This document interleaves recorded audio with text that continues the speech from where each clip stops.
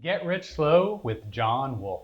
Hey, today I want to talk to you about looking back at my predictions about what could be done back in early March to take advantage of the financial situations which might arise from having some economic difficulties and ways to take advantage of that and ways to keep yourself safe. And I want to go over if they turned out to be good ideas or bad ideas. So one of the first things I told people to do was, if you have a home equity line, draw all the money from it and put it in a different safe bank account that isn't the same bank or credit union that you have the home equity line from. And then the second thing I told people to do is either ball up that money just to feel safe, or look for good home investments to buy, or just because the stock market had a giant sell-off, very safe, go buy $1,000 a day, or $1,000 a business day anyways, of safe investments like total market index funds, large cap, medium cap, small cap index funds. Anyways, I followed my own advice, and for 2 months I fed $1,000 a day into the market, and I just did Vanguard, small, medium, and large cap business, about $300 in each one a day, 300, 350. And I did that every day. I forgot a few days and then did double the day after. But looking at it now, and I actually had to take a bunch of money out because I needed to pay off my mom's car loan for just something unrelated.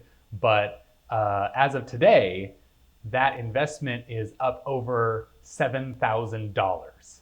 And I think that's just crazy. So over basically 3 months, just making a few clicks a day from taking money out of a home equity line that I already had stashed up and putting it in the market and just seeing where it's snapshot out now, it is over $7,000 higher.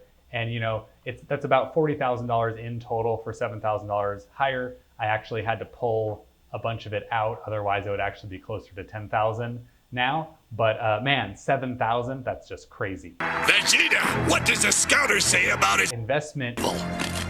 It's over 7,000! What? Anyways, and the other thing that I was predicting is there might be some really good deals for investment properties, hopefully multifamily, but at least a deal here or there.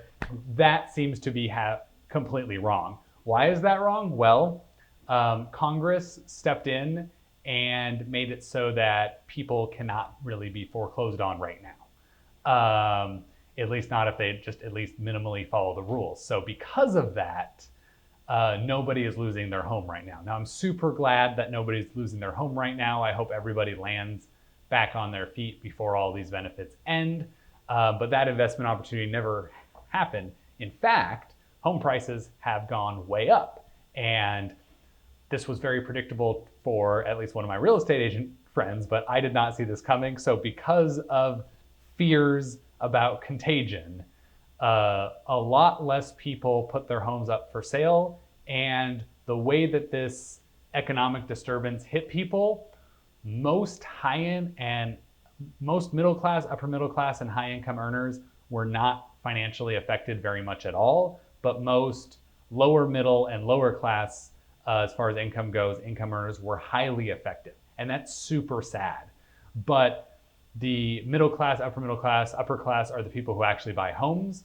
And since people were afraid to let guests go through their homes to see them, to sell them, there were less homes on the market. So home prices actually went up. To compound that, interest rates went way down. And again, I'm gonna like give myself a little bit of leeway here, because interest rates should have gone way up.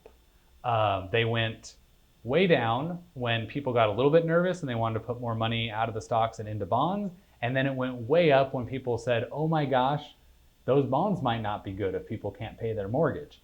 And the interest rate should be really high, but the Federal Reserve is basically buying infinity mortgage-backed security bonds right now.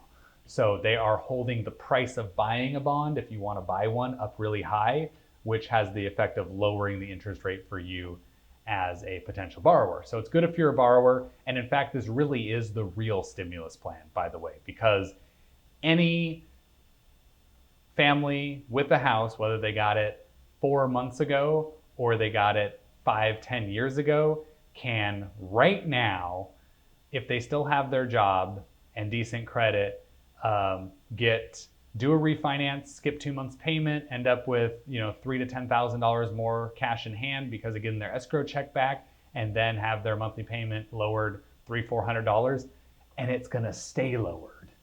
And I'm kind of a fan of that stimulus plan, mostly because it doesn't actually cost tax dollars. It's just recycling money that's all backed by the federal government already. So there's no like new expense, which is really cool. Anyways, the one place where there have been some opportunities, but not very many, is you may be aware that there are like hard money lenders, buy a house, fix it, sell it within like 2 months. A bunch of those sort of plans all around the Portland metro area collapsed. And when I say a bunch, I maybe mean like a dozen. But if you have the financial resources to buy like a frame, I mean like there's land and the house frame is there, but almost everything else is missing, then you could probably get a really good deal in the last few months. Now, I think those are pretty well snapped up, but that's the only place that there was really like good deals for homes available. Multifamily might be another place where there should have been good deals for homes, but the government intervened, and it is both impossible, or it was impossible, to evict people for not paying, but more importantly, to selling multiplexes. Any person living in a multiplex could say that they were uncomfortable with people touring the home. So like 4 different places in a fourplex. If anyone said they weren't comfortable letting people tour the home, then if someone wanted to buy it, they had to do it without looking through all the units, which for me would be a non-starter, which is why basically none of them are selling at all right now. So anyways, hopefully at least people's fear will decrease over time, and that will at least get going again. But yeah, so that's how my predictions went. So if you followed my advice and took money out of your home equity line, nothing bad happened to you.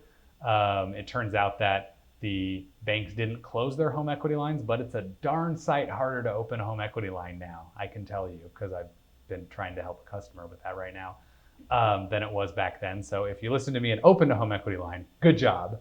If you took the money out, that seems to have been not necessary. But if you followed my advice and you started just putting that money into the stock market, you probably have a bunch of extra cash there now. So blame me when you're spending that awesome money or when you're putting it into new investments.